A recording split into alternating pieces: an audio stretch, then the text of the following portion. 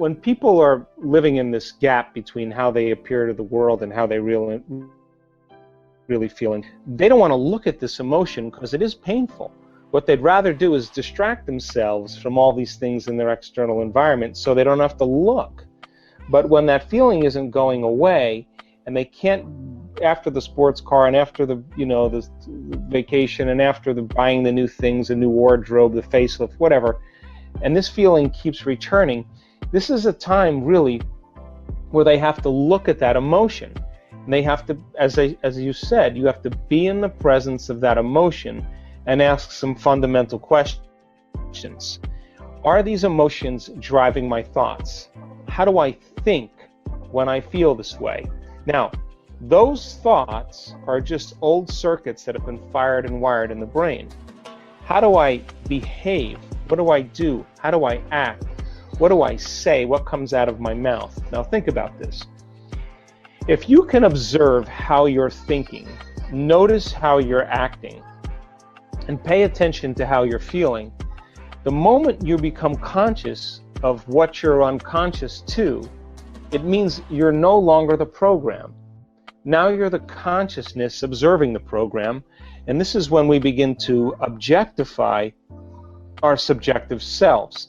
And the more we can look at ourselves through the eyes of someone else, the more conscious we can become of that, the less unconscious we're prone to be in our normal life. So the word meditation, the symbol of meditation in the Tibetan language literally means to become familiar with.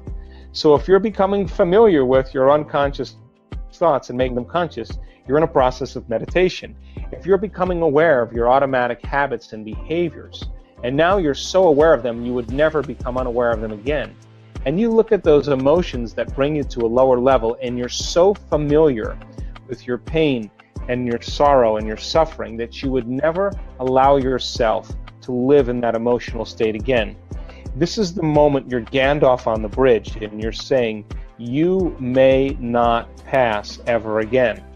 Now, when you make a decision with such firm intention that the amplitude of that decision carries a level of energy that's greater than the hardwired programs in your brain and the emotional addiction in your body, and your body begins to respond to a new mind, that's the moment the past no longer exists in your body. That's the moment you come out of your resting state, yes, and your body is getting a sampling of the future instead of living by the memory of the past. Now, think about this. How can a person in the deep south of the United States move into a state of religious ecstasy and drink strychnine and have no biological effects? How can a mother who has her child caught under the car make the decision to lift that car up and pull the child out? The mother doesn't say, hey, I had carbohydrates today and I haven't worked out in 2 weeks. She doesn't think like that. The decision is final, and the choice carries an amplitude of energy that becomes an experience that she never forgets. And that's the moment she is no longer her biology, she's no longer her body, she's no longer associated with her identity and her environment, and she is transcendent of time. So in order for us to truly change who we are, we have to begin to come out of our resting state and begin to teach the body emotionally what the future is going to feel like. Now, let me just explain this. So most people say they want abundance, but they really don't want abundance. What they really want is freedom. Some people say they want a new relationship, but they really don't want a new relationship. They want to feel and give love. Some people want success because they want to feel empowerment. They want the mystical moment to feel awe. They want a healing to feel wholeness. Now, they'll wait for the experience to happen to feel that emotion. But that's the Newtonian model of reality, of cause and effect, waiting for something outside of us to change how we feel inside of us. And when we feel better inside of us, we pay attention to whoever or whatever caused that, cause and effect. The quantum model of reality is about causing an effect, which means you have to teach your body emotionally what empowerment feels like before your success. You have to be whole before your healing. You have to be in awe before the mystical moment. You have to feel freedom and abundance before your wealth appears. And when we do that, then To the materialist, it would seem really insane or foolhardy because the event hasn't happened. But to the quantum mind, though, the body is getting a sampling of the future before the experience occurs. And if we do this properly and we marry it with a clear intention, the body begins to believe it's in the future instead of in the past. And now we're defined by a vision of the future instead of a memory of the past. And so we teach people how to come out of their resting state. Unfortunately, as I said, most people wait for the crisis to come out of their resting state, and where they say this is enough. But everybody already knows how to do this, because everybody that's on this call has already done something great in their life. And what did they do? They made a decision. They had a vision. They got inspired by that vision. They decided what thoughts would support them to that vision, what behaviors and choices they were going to make. They felt enthusiastic, and they began to get their behaviors to match their intention, and they changed. Now think about it when we set out to do something and we didn't accomplish it. We got lazy, we had a vision, we got emotional, we got too busy, stress got in the way, we had social appointments, and we traded that vision for mediocrity. So we come out of our resting state, and the body has to be energized with a new frequency. And we were capturing in our last workshop probably 40,000 times the amount of energy in people's brains when they did this. Now, 40,000 times the amount of energy, give you an idea. When people's brains are firing in normal, limited consciousness, we're about 10 to 60 microvolts squared of energy. We're talking about 1 million microvolts of energy in a person's brain. I mean, you can charge your iPhone with that. That is how powerful we really are. So then, as we begin to overcome and overcome and overcome those limitations that block the flow of the divine in us, as we begin to remove those layers, we begin to feel connected to something greater. And then the next challenge appears. When we begin to get our mind and body right, and we begin to look at what piece of knowledge could we apply to this adversity to change something about ourselves, to get closer to source, I think that when people really begin to realize that there's no structure out there, there's structure for drugs, there's structure for alcohol, there's structure for gambling, there's structure for video gaming or overeating or shopping or all of consumerism. You take a pill and it makes that feeling go away immediately.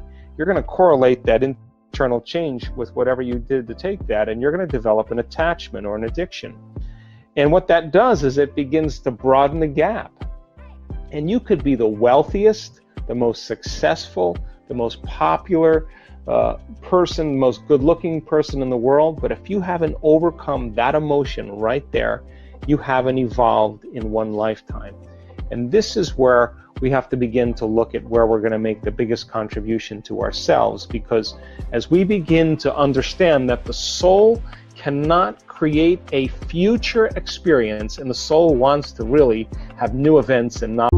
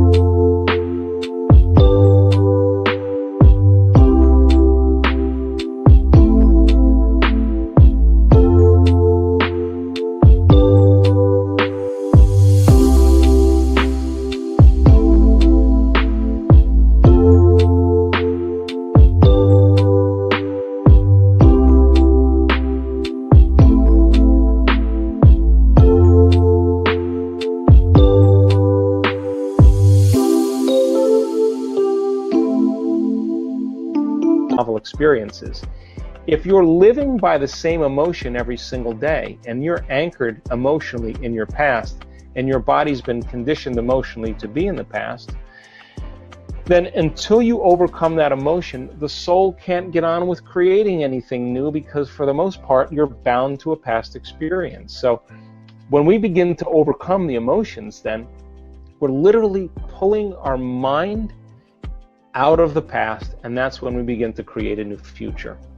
If If you begin to embrace this paradigm on the deepest level, then the soul's real desire is really to experience the unknown, to experience something new. And so if you're living and feeling the same way every single day, then it means nothing new is happening in your life. And that boredom right now, I'm going to speak for you, that boredom or that predictable, familiar emotion is what's nagging at you and bothering you, because you know on a soul level there's more to experience. So then, as you begin to look at the old identity, and this is where we get stuck, is that for most people it's their personal reality that's creating their personality. You know, it's the media and the social engagements and the advertising and television and and the people and things in our life. We're reacting to everything known in our life, and by consciously or unconsciously, when we see certain people, we go to certain places, we do certain things at the exact same time. It's the external environment that's controlling how we think and feel. So if you understand that, then it would be a good idea to eliminate yourself from your external environment. That's called meditation. You close your eyes, and now you have less sensory information coming into your brain. You put in earplugs or you play music, and that fills the space. So now your inner world starts becoming more real than your outer world. You put your body away. You're no longer your body. You're no longer a face. You're no longer identity. And if you do it properly, you'll forget about time. Now, that elegant moment where you dissociate from your body, your identity, your things in your life, the people in your life, the place.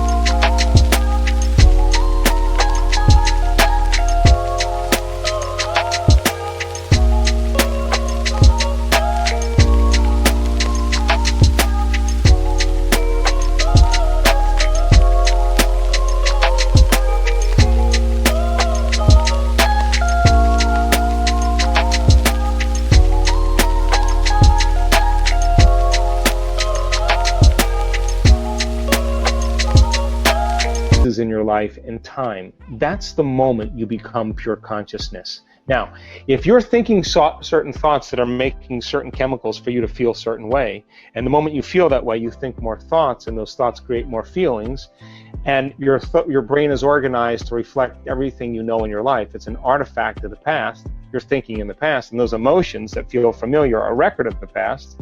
Then for the most part, people are trying to view their future through the lens of the past. They can't get anywhere. So then, as we begin to no longer think and feel in that cycle, and we dissociate into thought alone, the energy that's feeding all of our sexual identity, all of our digestion, all of the energy for importance and control and the adrenal hormones, all that energy has got to go somewhere. And the first place it goes right into the heart. And you know you're getting close when all of a sudden you start to feel your heart open up. When that occurs, the moment that occurs, you're no longer living in your past identity. That's the moment you're completely in the present moment.